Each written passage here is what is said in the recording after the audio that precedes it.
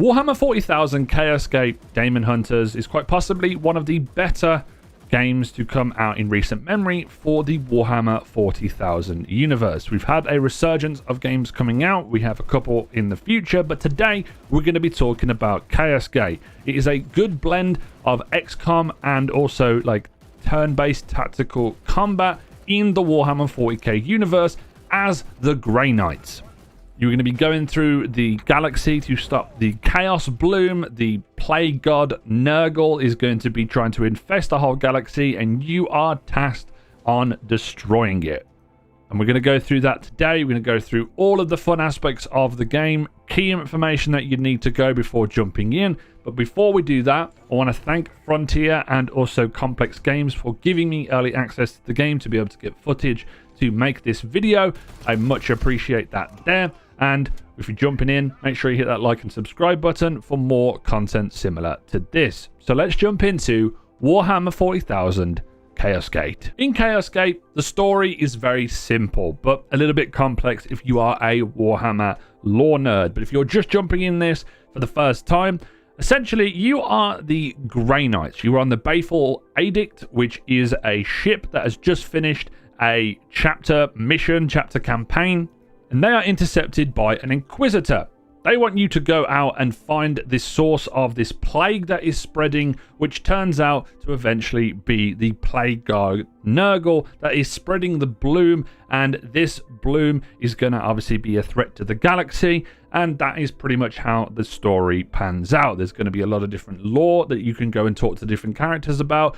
Andy Serkis is the Grandmaster chapter leader in this. He will be spoken to at various points during the campaign. You do have some cinematics as well, which are pretty cool. They do look very B-movie-ish, but they are good for what they pose, and that is just to set up the story and set up the missions that you are doing. The main way you are going to be advancing the story is going down the research screen, getting different things from the Inquisitor, and that will help you push forward with more of the story to complete more key missions. And that is pretty much how the story pans out. I have not got amazingly far in towards the end game of this. And yeah, that's just all I have with the story. But that's a simple summary of what you have. Before we dive into the BAELFUL EDICT and all the different things that you can do outside of combat, let's talk about the actual tactical combat in the game. First of all, there are 4 levels of difficulty. There are Merciful, Standard, Ruthless, and Legendary, and they all have different modifiers to them, especially on the Legendary difficulty. I played all of this footage on Standard, which is equivalent to the normal difficulty that you will be going through, and it will be the intended experience. Chaos Gate differentiates itself from other tactical games in this genre by making you play aggressively. The more aggressive you are with your units and not being, setting back and putting yourself into Overwatch, you get rewarded for being more aggressive. If you're able to kill things with the precision targeting system, you get more attack action point boosts. You also get more willpower back as well, and you can also, it does have some limitations to it by being overly aggressive, but the developers want you to do that, mainly because there is a wide range of different melee weapons that you can use, a lot of different fun guns to use as well on all of your different classes, and it's very, very fun. Another feature that I like is the ability to see everything that you are doing when you are about to make a decision. So in Warhammer 40,000 Chaos Gate, you will be able to see, one, the amount of damage that you're going to be able to do before committing to killing an enemy, whether you need to readjust yourself and get yourself into a better position. There'll be a small red number that will be like a health bar of the enemy, which is fantastic. And a lot of the time, if you are hitting them whether in cover or they're not in cover at all, because of the way that the lore is and because of the way that the developers have made this, Grey Knights are so well trained that they don't miss their shots. So you will always do a form of damage to them, whether it's a high degree or a low degree. And obviously, if you can get up close and personal with your melee weapons, then you're going to be able to do a lot of damage as well.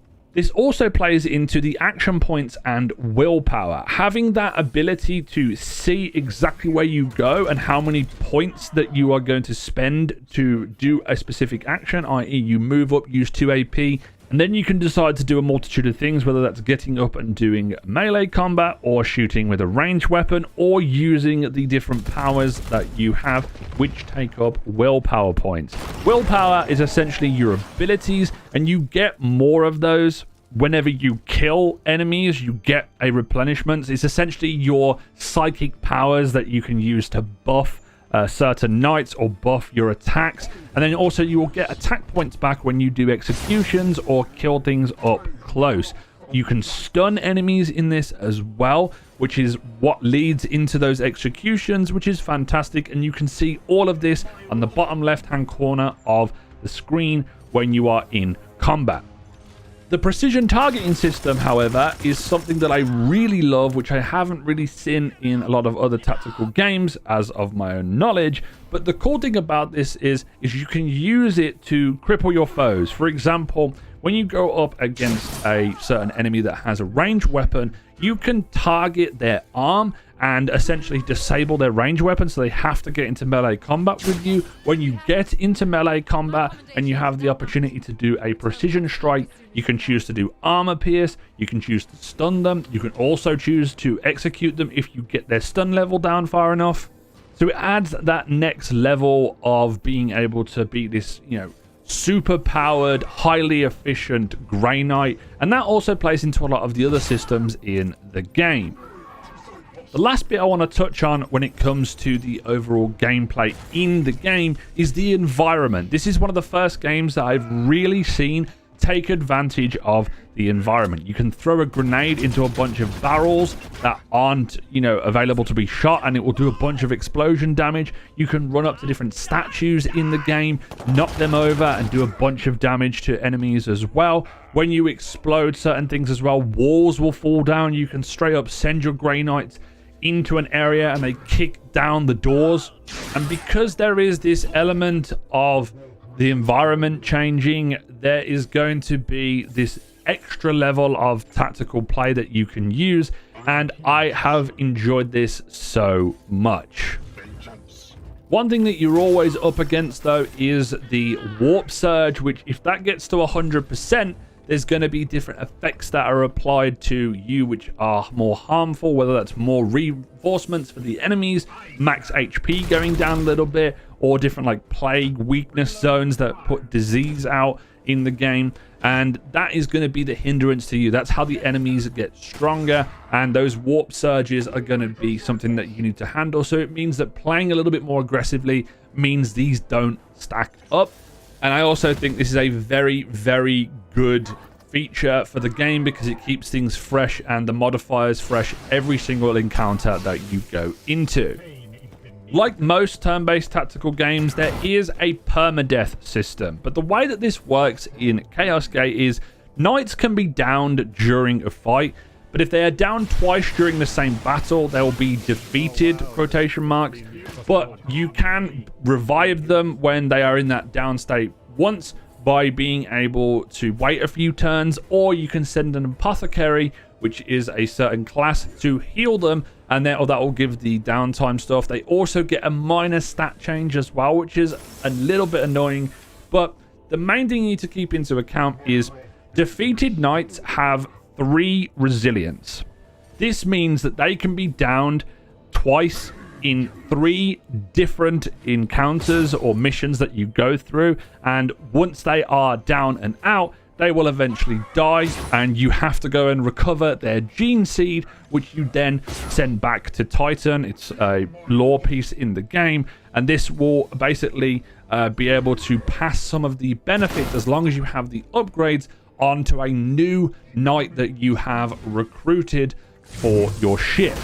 So it is a little bit kind of a lighter version of permadeath, but you need to make sure that you are keeping track of it and what knights have been defeated a couple of times or not. So that's that extra level of tactical awareness that you'll need playing the game. Let's move on to everything outside of the tactical things inside the gameplay and talk about the overworld. The first thing we'll talk about is the star map. The star map essentially allows you to navigate between different planets that have the bloom on them, whether that's different missions, and the time progresses and there'll be specific missions that you have to go and do, and you'll be able to get rewards and such from them. But when you are not in any missions, you can advance the time, and this will essentially help your research go through, your ship upgrades, all that type of stuff, and also help regen a lot of your knights if they've taken damage as well. So you have to get that little bit of a balance of what you want to go and complete, because you will be against the clock sometimes. Because later in the game, which I haven't got to just yet, is a counter, and if that reaches the highest point on that counter, you are then going to be in trouble, purely because it means that the chaos has taken over this system, and that is not what you want. Now that we've talked about the star map, let's talk about your research and also your upgrades for your ship. So the ship has servitors. You get more of these whenever you complete missions, and they will generate, but you will be able to generate more if you complete certain upgrades, i.e. you get 2 servitors.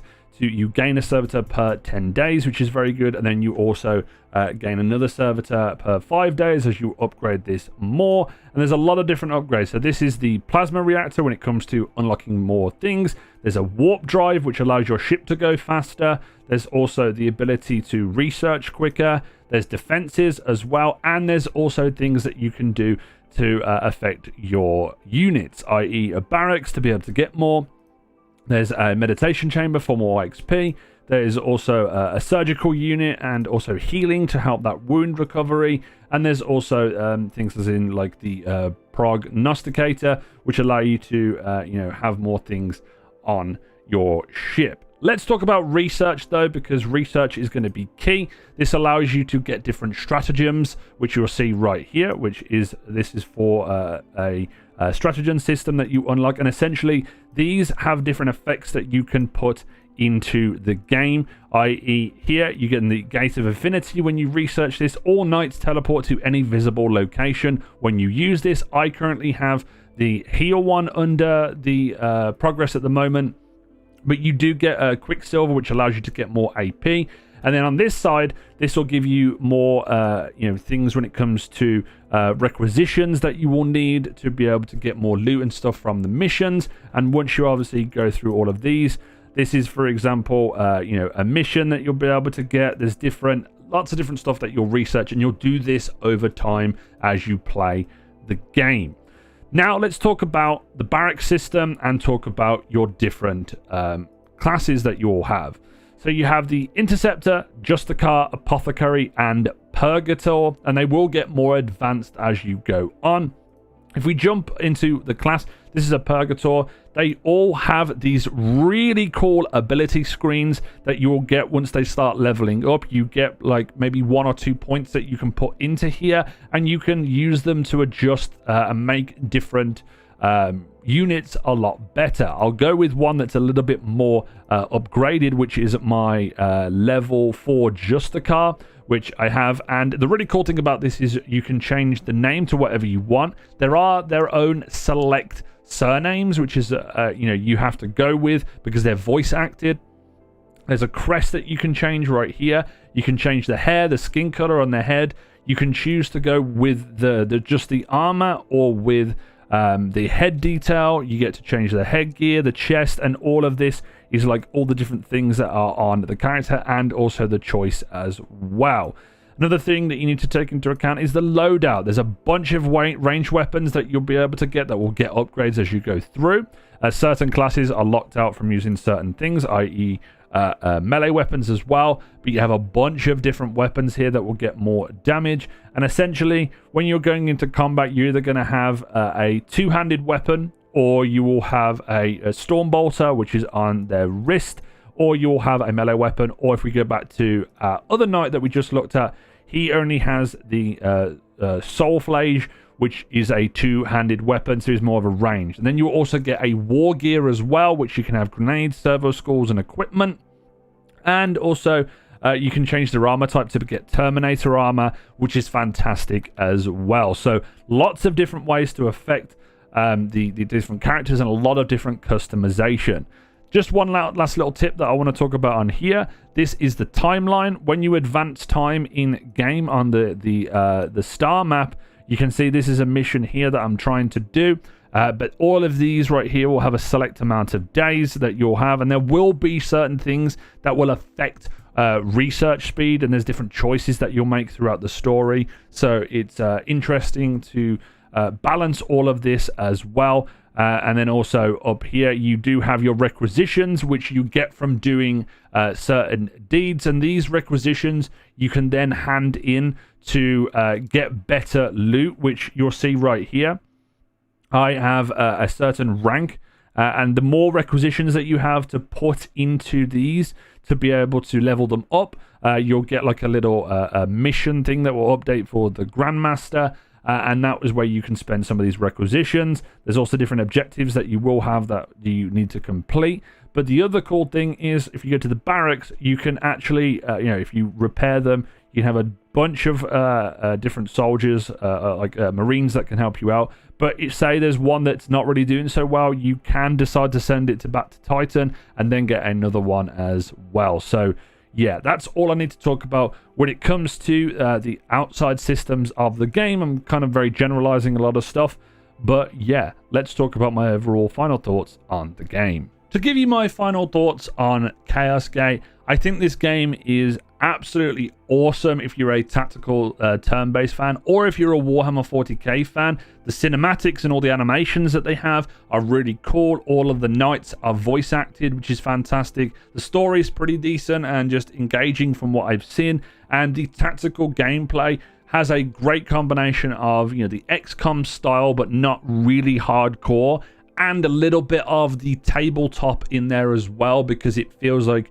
you are really balancing what you want to do each turn compared to what the enemy is going to do. And I really enjoy those aspects when Warhammer games get that right with that turn-based thing, because it feels very much like you're playing the tabletop.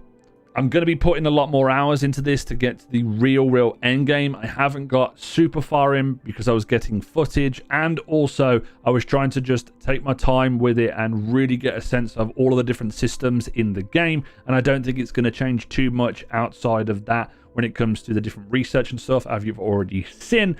But yeah, I would definitely recommend picking this up. Once again, thank you to Frontier and Complex Games, the developers and publisher of the game, for some early access, so I'll be able to get the footage and make this video for everybody. Hopefully you enjoy Warhammer Chaos Gate if you're going to be jumping into it. It is on Steam right now, so I'd highly recommend going and picking up if you're a Warhammer fan, or you just want to play something that's turn-based and tactical. And let me know if you're going to be picking up the game in the comment section and your thoughts on the game. But as always, if you've enjoyed this video, like, comment, and subscribe for more content. And this has been It's Jimbo. I'll see you guys next time.